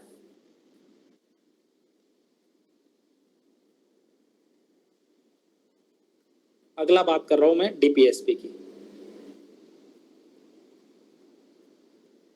तृप्ति तुम जा सकते हो, मैं सेशन तुम्हारा मतलब इन फ्यूचर या तो रिकॉर्डिंग देख लेना या फिर वहां पे आके डिस्कस कर लेना कल, कोई इशू नहीं। ठीक है, ये बाकी जो रिमेनिंग चीजें थी मैं ऑलरेडी करवा चुका हूँ, और लेकिन अगर कुछ चीजें बचेगी तो मैं करवा दूंगा। ठीक है, तुम चले जा सकते हो मतलब आराम से, और घर जाके क्लास सुन सकते हो अगर चाहो तो। अगला बात करता हूँ मैं DPS की। भाई फंडामेंटल राइट्स में इसके ज्यादा कुछ नहीं आता रे, इतना ही अभी तक PYQ आए, खोल के देख लेना। इतना ही माल होगा जो वैल्यू एडिशन वाला होगा, कुछ एक चीजें और होगी, ऐसा नहीं कि फाइनल है, क्योंकि मैं भी अभी अगले साल अगर आप इसी कोर्स में, पता नहीं मैं करवाऊंगा कि नहीं करवाऊंगा, अगर करवाया तो इसमें और ज्यादा एडवांस चीजें मिलेगी, क्योंकि लास्ट ईयर की जो चीजें थी उससे काफी एडवांस हो गई ये चीजें। अगला DPSP की मैं बात करता हूँ। अंबेडकर जी का कथन याद रखना भाई, DPSP ना इंडियन कॉन्स्टिट्यूशन की एक अनोखी विशेषता है। जहां पे भी आप मौलिकता की बात करोगे, आयरिश कॉन्स्टिट्यूशन से हमने लिया जरूर है, लेकिन हमने सामाजिक आर्थिक राजनीतिक न्याय की बात की। DPSP सारे याद होनी चाहिए, अगर नहीं याद है तो मेरे को बता देना, मैं याद करा दूं, अभी याद करा देता हूँ। आर्टिकल 39, आर्टिकल 37, अरे यार नहीं करवा रहा क्योंकि चीजें बिना काम में टाइम खराब हो जाए। DPSP संविधान के लिए जीवनदायी साधन है भाई साहब, न्यायिक निर्णयों में सहायता करते हैं, और मूल अधिकारों के तो अनुपूरक है। जैसे ही ये चीज लिखनी हो, मिनर्वा मिल केस लिखो। मिनर्वा मिल केस क्या कहता है भाई? डीपीएसपी और एफआर है ना, अलग अलग नहीं है, एक ही सिक्के के दो पहलू है ये। और सरकार को न्याय के लिए दिशा निर्देश है, नागरिकों के अधिकारों के लिए अनुपूरक है, और संविधान के लिए जीवनदायी साधन है। ये ऐसा कौन बोलता है? L M Sanghvi. ये भी राजनीतिक कार है, मतलब ये ज्यादा जानते होंगे केतन इनके बारे में। ये कंक्लूजन या इंट्रो में यूज कर लेना, जो भी अम्बेडकर जी का कथन। अब बात आती है, ये तो आपको पता ही होगा कि आर्टिकल 35 टू 51 तक आपको पता होगा। 36 है ये भाई, ऐसे मत बोलना कि गलत लिखा हुआ। 36 राज्य की परिभाषा। 37 ये लागू नहीं होंगे। 38 सामाजिक आर्थिक राजनीतिक न्याय। 39 एलडीसी पीएससी। एलडीसी पीएससी का मतलब एक एलडीसी था जो पीएससी में काम करता था, प्राइमरी हेल्थ सेक्टर में, ठीक है। एलडीसी लाइवलीहुड का सबको। डी मतलब decentralization of income. C centralization रोकेगा। पी समान कार्य समान वेतन। H health care of child. ठीक है, हो गया, एलडीसी पीएससी हो गया। आर्टिकल 40 पंचायती राज। आर्टिकल 41, अब आर्टिकल 41, 42, 43 को कैसे याद करना है कि एक महिला थी जो रो रही थी, प्रेग्नेंट महिला थी, तो उल्टा जाओ। आर्टिकल 42 प्रेग्नेंट महिला, उनसे रिलेटेड कार्य दर्शाए। सॉरी 43। 41 कहता है कि WEP वृद्धों के लिए, वृद्ध जो युवा है उनके लिए रोजगार, वृद्धों के लिए सोशल असिस्टेंस, ये वाला आर्टिकल है, ठीक है। 41 मेरे को याद नहीं आ रहा। 42 कामकारों से रिलेटेड भागीदार करेंगे, ठीक है। 44 समान 4 बराबर है, समान नागरिक संहिता। 4-5 बच्चों को 5 में स्कूल जाने में दिक्कत होती है, कुटाई होती है, डंडे मरते हैं, इसलिए 5 में आज मतलब कितने वर्ष से कितने बच्चों तक के लिए स्कूल में माता पिता का कुछ दायित्व होगा, समझ लेना है जो भी होगा, ठीक है, स्टेट का दायित्व होगा, ठीक है। 45 46 क्या है? ST SC OBC, इनके लिए कल्याणकारी राज्य। जहां पे भी ST SC OBC की बात करोगे 46 आएगा। जहां पे भी आज स्वास्थ्य की बात करोगे 47 आएगा।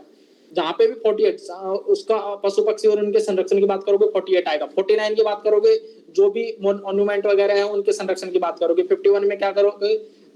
51 में तो बता देना यार, जो करना है तुम लोगों को। अंतरराष्ट्रीय शांति व्यवस्था न्याय की बात करोगे, ठीक है, खत्म। डीपीएसपी कुछ बचा तो नहीं? 2 मिनट ऐसे याद होना चाहिए तुमको, उधर तुरंत फेंकना है जैसे ही मौका मिले कहीं पे भी। अगला भाई, ये तो ऑलरेडी, हाँ, समता के लिए समान कानून आवश्यक है, जाकिर हुसैन जी का स्टेटमेंट था, ये पूर्व वाइस प्रेसिडेंट है। अगला कुछ एक डीपीएसपी इनके अलावा भी है, जैसे 350 है, ऑलरेडी बता चुका हूँ। 350 भी ऑलरेडी बता चुका हूँ। 351 हिंदी लिटरेचर वालों रट लेना, हिंदी साहित्य इतिहास लेख।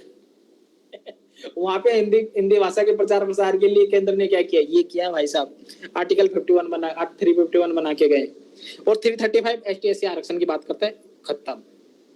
फंडामेंटल ड्यूटीज पे आ गए।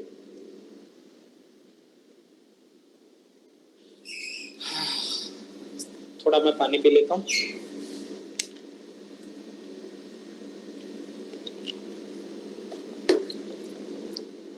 मित्रों, यहाँ पे फंडामेंटल, जब भी डीपीएसपी की बात करो, Kesavananda Bharati case, Minerva Mill case, उससे पहले 24वां संविधान संशोधन, बेरुबारी केस, आई होप कि इनके बारे में आपको पता होगा, तो मैं यहाँ पे नहीं लिखवा रहा हूँ, ठीक है। आपको भी पता है कि कैसे यूज हुआ।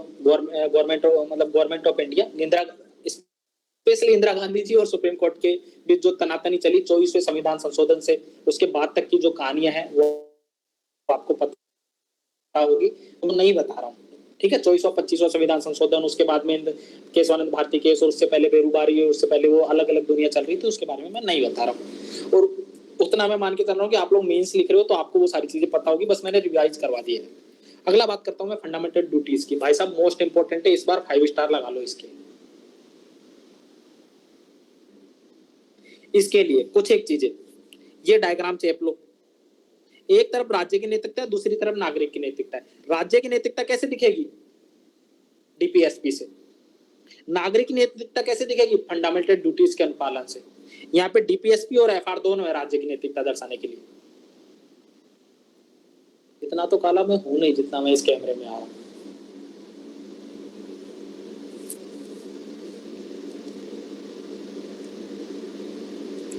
अब देखो कुछ एक केसेस, ठीक है, ये लाइन याद रख लेना। अधिकार और जो कर्तव्य है, ये आशुतोष क्यों हंस रहा है अभी तक? ठीक है, अधिकार और कर्तव्य एक ही सिक्के के दो पहलू हैं।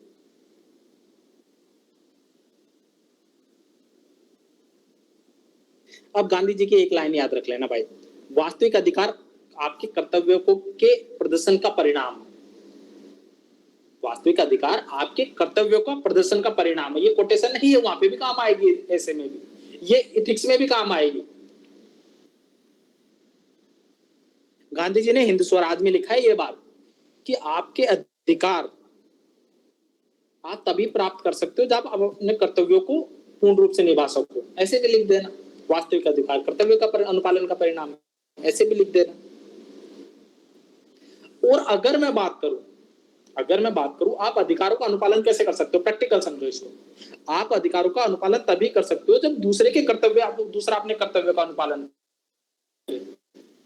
अगर मैं अपने अधिकारों की बात करूं, जैसे कि मैं फीस मांगने की बात करता हूं, वो मेरा अधिकार है। अगर मैं आपको पढ़ाना बंद कर दूं तो मेरा अधिकार रहेगा क्या? मैं अपना कर्तव्य ड्यूटी नहीं करूंगा तो कर्तव्य नहीं, अधिकार नहीं रहेगा भाई, ऑब्वियसली। तो एक के अधिकार दूसरे के कर्तव्य है कि नहीं? और आपका अधिकार क्या है? पढ़ना। कर्तव्य क्या है? फीस देना, जो कि आप नहीं करते हो। ठीक है, अनुपातिक समन्वय क्या हो सकता है? जो शक्ति व्यवस्था का आधार है। और कैमरा ऑन कर लो, ये भी तो आपका कर्तव्य है। मेरे को शक्ल नहीं दिखती तो फिर मेरे को लगता है मैं किसको पढ़ा रहा हूं, खुद को तो नहीं पढ़ा रहा। अरे कर्मवीर, क्या विजन में ही तो पढ़ाना है तुमको, अगले साल सीख लो कैसे पढ़ा। वो सर जी मजाक था एक, वो सीरियस हो गया ऐसे ही। अरे मैं भी तो मजाक कर रहा हूँ यार। पास हो जाना इस बार, कॉपी में नंबर अच्छे आ रहे हैं तुम्हारे, पास हो जाओगे आराम से। ठीक है, तो पास होके निकलो यहाँ से, दिल्ली छोड़ो। हाँ, अगला है जेएस वर्मा कमेटी। ठीक है, जेएस वर्मा कमेटी, अब जहाँ पे भी आप फंडामेंटल ड्यूटीज की बात करो वहां पे आप जेएस वर्मा कमेटी को यूज करना ही करना है आपको। ठीक है, वहां पे दूसरी एक स्वर्ण सिंह कमेटी जिसने इनके अनुपालन की बात कही। दूसरा fundamental duties, JS Verma committee कहती है कि फंडामेंटल ड्यूटीज का अनुपालन ना अनिवार्य किया कर दिया जाए भाई साहब। ये भाई साहब ना ज्यादा तेज में आ गए थे, इन्होंने बोला कि दुनिया बदल जाए, आदमी को कर्तव्य तो निभाना ही निभाना है। अब मोदी जी आ गए, अब तो वैसे निभा रहे हैं, तिरंगा हर घर, तिरंगा हर घर, वो जो भी करवा रहे करवाते रहते। कुछ एक केस है जावेद बनाम हरियाणा राज्य, लिख लो, इसमें नहीं होगा। जावेद बनाम हरियाणा राज्य, जावेद बनाम हरियाणा राज्य में सुप्रीम कोर्ट कहता है कि भाई साहब ऐसे काम नहीं चलेगा। फंडामेंटल, ये जो लाइन कही थी ना मैंने, ये वाली बात कि भाई अधिकार और कर्तव्य ना एक दूसरे का, जब आप अधिकार निभाओगे ना तभी आपको, जब आप कर्तव्य निभाओगे ना तभी आपको अधिकारों का परिणाम है। वो अधिकार परिणाम है कर्तव्यों का, और वो एक दूसरे के एक सिक्के के दो पहलू हैं। जैसे हम लोगों ने वहां पे दिखाना था कि मिनर्वा मिल केस, उसमें बोला था कि DPSP directly proportional to FR, और यहाँ पे FD directly proportional to FR. मैं फिजिक्स वाला आदमी हूँ भाई साहब, मैं ऐसे पढ़ाऊंगा, गणित वाला हूँ। FR directly proportional to FD. अगला,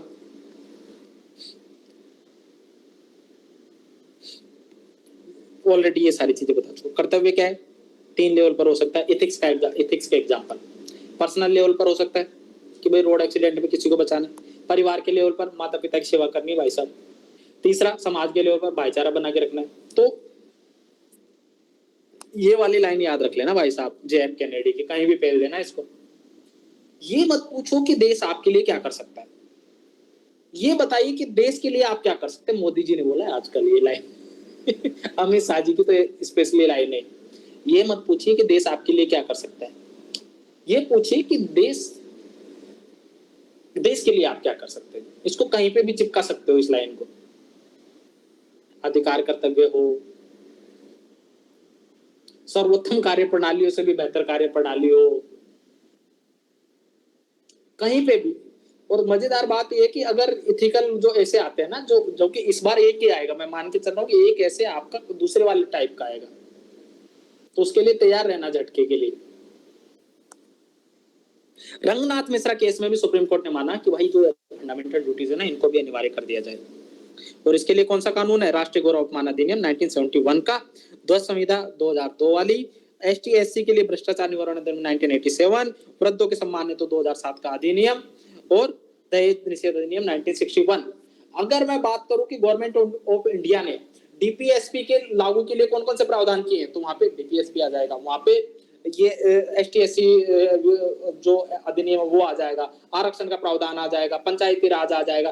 तो वहां पे आपको वहां से कनेक्ट कर लोगे। जैसे डीपीएस फंडामेंटल ड्यूटीज की बात आए तो वहां पे भी आपके क्या आ जाएगा, क्या जाएगा बताओ भाई, मैं तो भूल गया क्या पढ़ा रहा था। तो वहां पे आ जाएगा क्या क्या, राष्ट्रीय गौरव सम्मान अधिनियम, ध्वज संहिता आ जाएगी आपकी, यहाँ पे आ जाएगी आपकी एसटी एससी अत्याचार निवारण अधिनियम, जब वहां पे राष्ट्रीय सम्मानों का, गौरव को सम्मान करना है, भाईचारा को बढ़ावा देना, महिलाओं के खिलाफ जो भी वो हो रही है, मतलब वो हो रहा है, उसको भी रोकना है। तो वो सारी चीजें हम लोगों को एग्जाम्पल के साथ यूज करनी है। अधिकार डायरेक्टली प्रोपोर्शनल टू कर्तव्य, अधिकार डायरेक्टली प्रोपोर्शनल टू कर्तव्य कहाँ पे? आर्टिकल 21 है, शिक्षा का अधिकार। वहां पे भी तो माता पिता का अधिकार है, माता पिता का कर्तव्य है कि 6 वर्ष के बच्चों तक को, 6 से 14 वालों को स्कूल भेजेंगे। या वो देख लेना एक बार, वोट का अधिकार आर्टिकल 326, भाई वोटर का वोट का अधिकार है, लेकिन हर एक नागरिक का कर्तव्य भी है ये। समता का अधिकार आर्टिकल 14, समानता भाईचारा बना के रखना है। बच्चों को शिक्षा के लिए प्रावधान आर्टिकल 51 के, और आर्टिकल 324 स्वच्छ चुनाव आयोजित करवाना, लोकतांत्रिक व्यवस्था को बना के रखना है ना। अधिकार और कर्तव्य एक दूसरे से स्वतंत्र भी है भाई साहब। कैसे? अधिकार तो जन्म के साथ मिल जाते हैं, लेकिन कर्तव्य थोड़ी निभा सकता है आदमी। कहे कि नहीं आज ही पैदा हुआ, आज ही देश का सम्मान कर, झंडे के पैर कैसे लगा दिया तूने, अब तो तेरे को फांसी होगी। ये अलग बात है कि हम साझी करवा सकते हैं। यार मैं नहीं बोला करूंगा, ये यूट्यूब पे क्लास जाती, किसी दिन मेरे को जेल ना हो जाए। पहले अधिकार फिर कर्तव्य। भाई आपको वैज्ञानिक माइंड से डेवलप करना है, साइंटिफिक टेम्परामेंट डेवलप करना है, ये एक अपेक्षा है, फंडामेंटल ड्यूटी है। लेकिन वो कैसे करोगे? जब उसको 6 से 14 वर्ष वाले को स्कूल भेजोगे तभी ना भाई, जब स्टेट आर्टिकल 21A का अनुपालन करे और अधिकारों की न्यायिक समीक्षा संभव है भाई साहब।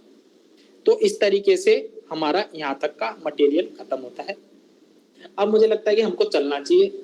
हम लोगों को 1-2 सेशन और लगेंगे, अभी तो पता नहीं कितने सेशन लगेंगे, लेकिन कल हम लोग कोशिश करेंगे जल्दी सेशन ले।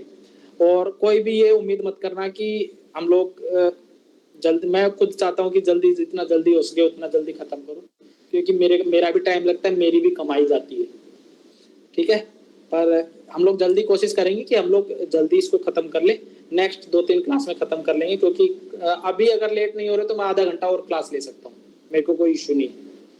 तो कितने लोग चाहते हैं कि अभी क्लास ले आधा घंटा और, तो थम्स अप कर दो ताकि मैं 2-4 टॉपिक और निपटा दूं। मैं देखने चाह रहा हूँ कितने लोगों के थम्स अप आते हैं।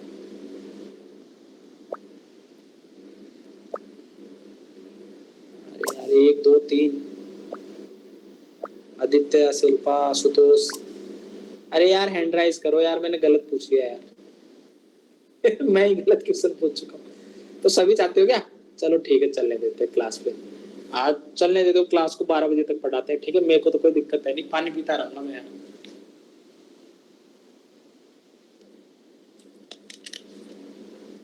भाई साहब मेरी अप्रोच आप लोगों को फायदेमंद लग रही है कि नहीं? टाइम खराब मत करना अपना, चले जाना है यहाँ से। फीस आप लोगों ने वैसे भी नहीं दी है, तो आपको टेंशन वैसे भी नहीं है। और जिन्होंने दे दी वो बुरा मत मानना कि मेरे को बोलते रहते हैं। हाँ मत बोलना, मैं समझ गया कौन बोलना चाहता है, ठीक है। अगला कॉन्स्टिट्यूशनलिज्म की बात करते हैं। देखो ये ना इंपॉर्टेंट टॉपिक है, और मैं ये सारी चीजें ना इधर उधर किस लिए बताता हूँ, थोड़ा रिलैक्स हो जाए आपका माइंड, नहीं तो मेरे को माल फेंकने में इशू नहीं है। और ये वर्ड है ना, ये हम लोगों को क्या एक ग्रुप था पहले, माल फेंकना तो इस वजह से थोड़ी की शब्दावली वो हो जाती है अनौपचारिक मेरी। उसका मतलब ये नहीं है कि मैं अनौपचारिक ही चर्चा करता हूँ, ठीक है। तो ऐसा क्या हुआ कि मैं बाद में बताता हूँ, ये कहानी नहीं बता रहा। ये कीवर्ड है living tree with deep rooted, living tree with deep rooted constitutionalism. कोई मेरे को बता सकता है संविधानवाद क्या है? अब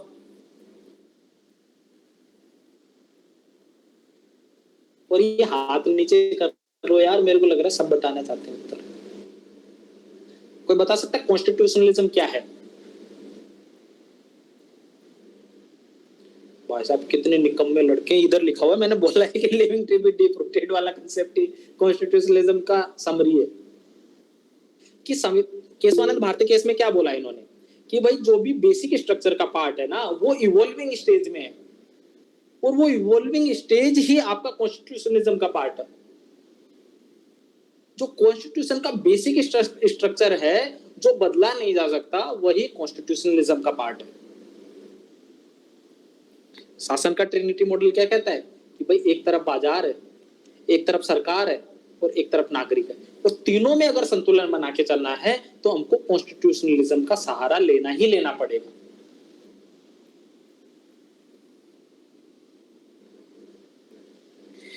इसकी जो समय प्रणाली है, जब भी टाइमलाइन की बात करें आप ऐसे यूज करो।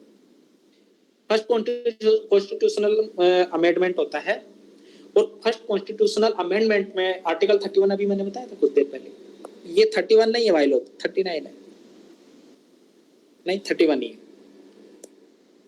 31 ही है, माफी चाहूँ। 9वीं अनुसूची को उसमें शामिल करता है फर्स्ट कॉन्स्टिट्यूशनल अमेंडमेंट में, और वो कहता है कि आर्टिकल 31A भूमि सुधार और आर्टिकल 31 ख 9th शेड्यूल, ये तो बाद में शामिल किया गया था, ठीक है, सॉरी उसी टाइम पे शामिल किया गया था। इनको एक्चुअली ये मुझे लग रहा है कि ये ना कैसे बताना था मुझे,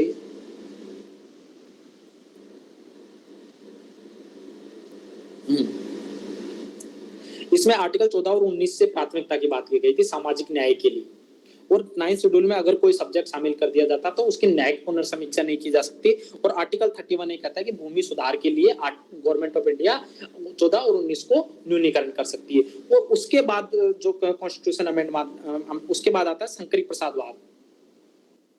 आपको एक दृष्टि वालों ने ना एक कचरे का माल फेंक के भेजा है, ठीक है, उसमें से पढ़ लेना केसेस जिसको डिटेल चाहिए, ठीक है। उन्होंने उस केस में कहता है शंकरी प्रसाद वाद में वो कहता है कि भाई ठीक है सरकार फंडामेंटल राइट्स में संशोधन कर सकती है और कॉन्स्टिट्यूशन में बदलाव किए जा सकते हैं, लेकिन गोलकनाथ वाद में सुप्रीम कोर्ट की दादागिरी आ गई भाई साहब। उन्होंने बोला नहीं ऐसे गेम थोड़ी चलेगा, अपन को भी अपने अकेले नहीं करने दूंगा, मुझे भी दादागिरी चाहिए। तो ये आ गए गोलकनाथ केस में, उन्होंने बोला नहीं कॉन्स्टिट्यूशनल अमेंडमेंट नहीं कर सकते भाई साहब, ये तो संविधान सभा ने बनाया है, आपकी कहाँ औकात, आप तो क्रिमिनल हो, 42% क्रिमिनल हो तुम,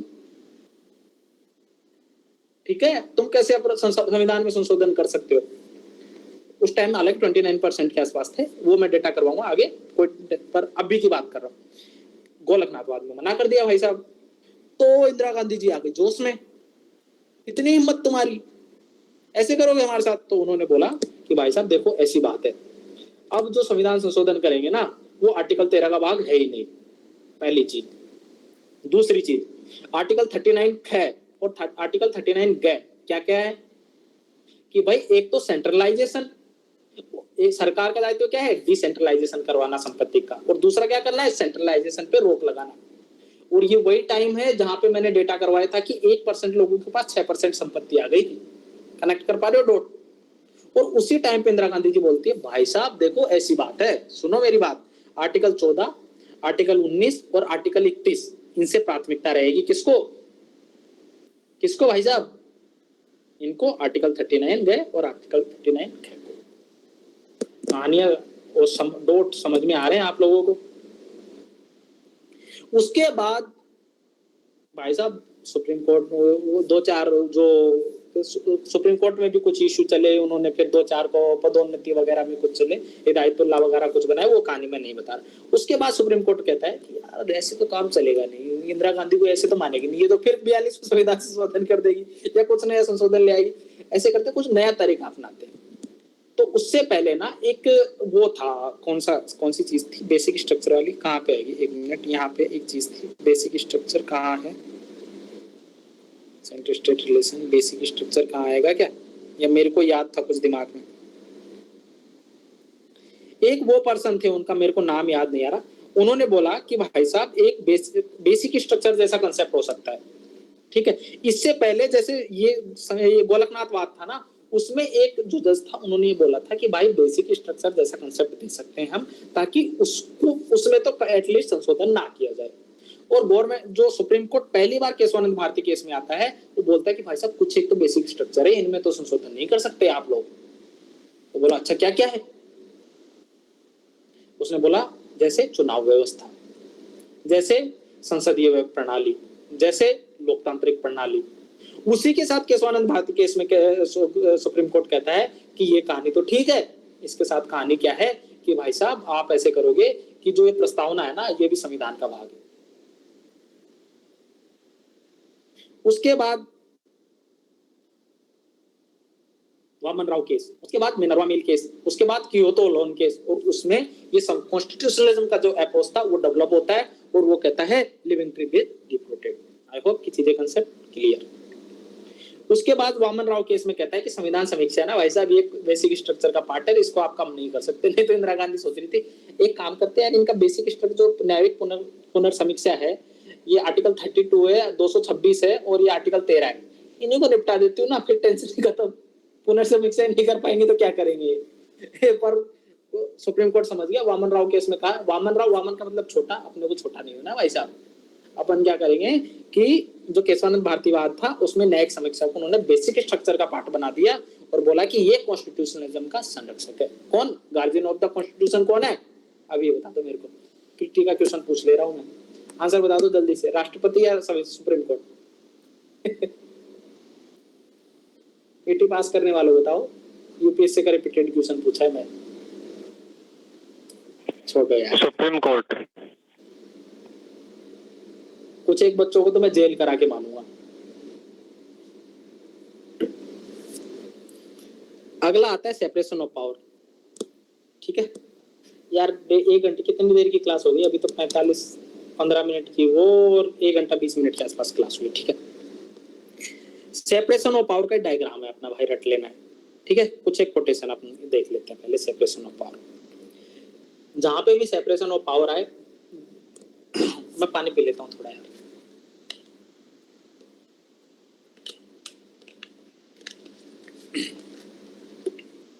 सेपरेशन ऑफ पावर, शक्ति का पृथक्करण का सिद्धांत, ठीक है।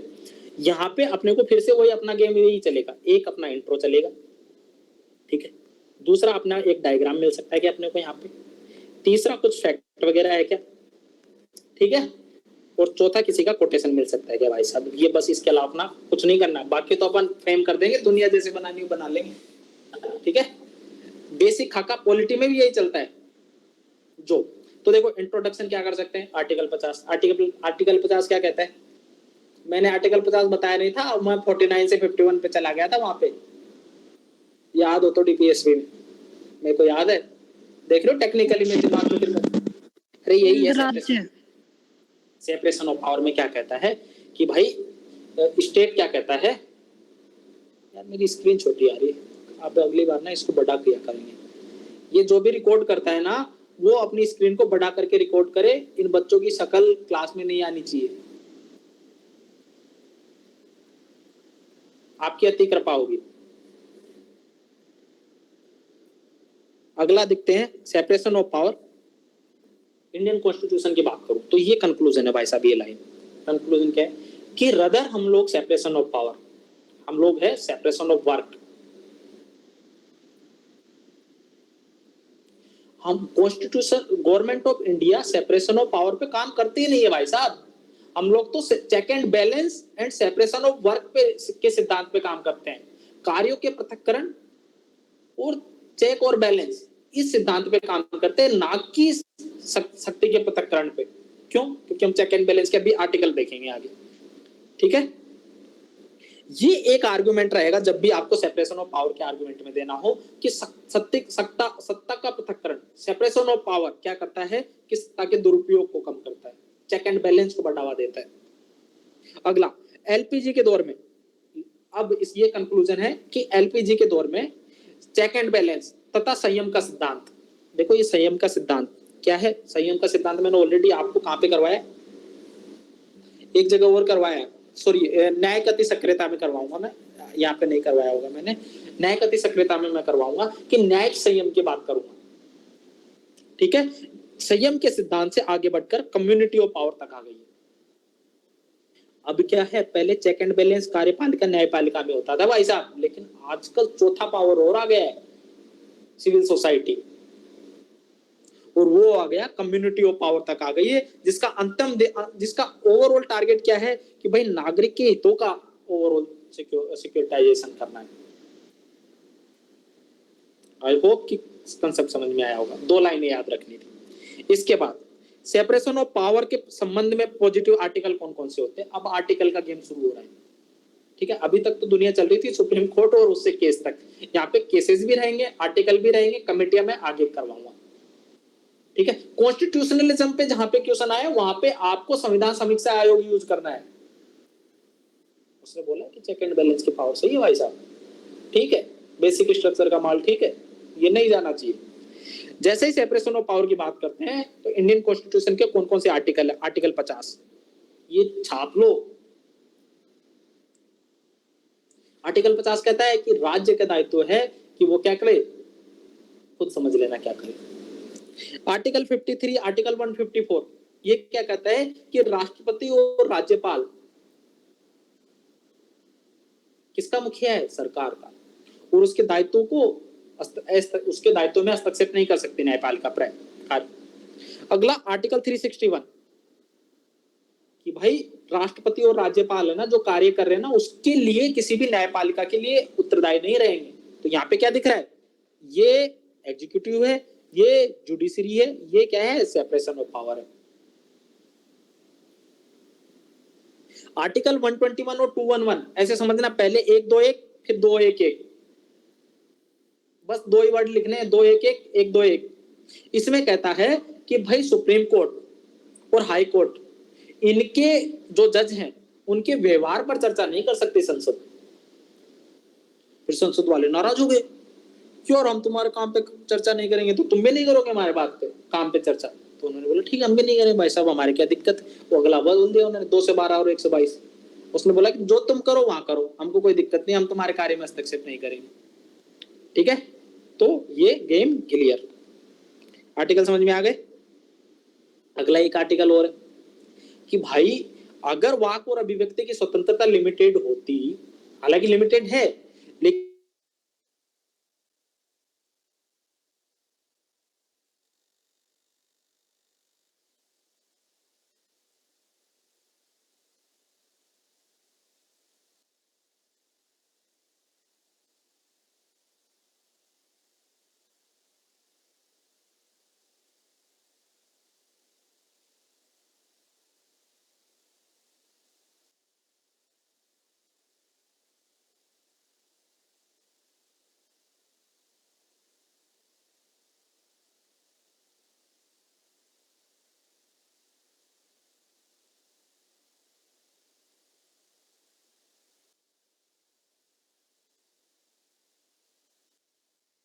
पर आपकी आवाज नहीं आ रही।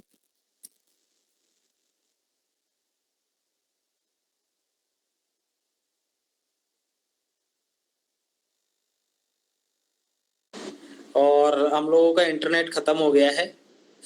इंटरनेट खत्म नहीं हुआ है एक्चुअली, ये फोन से मैं कर रहा हूँ और वाईफाई में कुछ इशू आ गया, तो आज हम लोग क्लास को यही एंड करते हैं।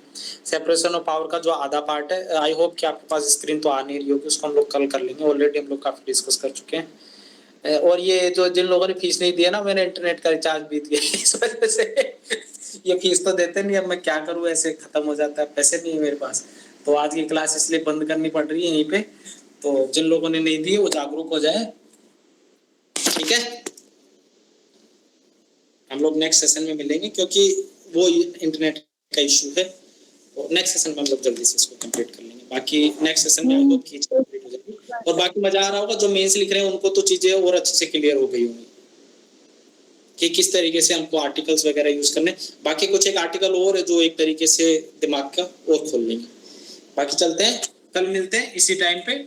हम लोग कोशिश करेंगे कि 8:30 या 8:45 या 9 o'clock से स्टार्ट करेंगे कल, ठीक है। सर ये पीडीएफ शेयर कर देंगे आप? अरे यार मेरा कॉपीराइट मटेरियल है यार, ऐसे कुछ तो छोड़ दो यार। सर वो चला कोटेशन लिखे नहीं जाते सर साथ साथ में। ग्रुप पे ही हूँ, कंप्लीट तो करो ना सेशन। क्या बोल रहे हो? भेज दूंगा यार, भेज दूंगा, ऐसा कुछ नहीं है। मैं क्या अपने अर्थी पे लेके जाऊंगा क्या इसको? भेज दूंगा, ठीक है, सब भेज दूंगा, कोई इशू नहीं। Okay thank you sir. अभी मेंस में पास हो जाना बस, मेरा फोटो आना चाहिए। चलो ठीक है ना। Okay thank you sir.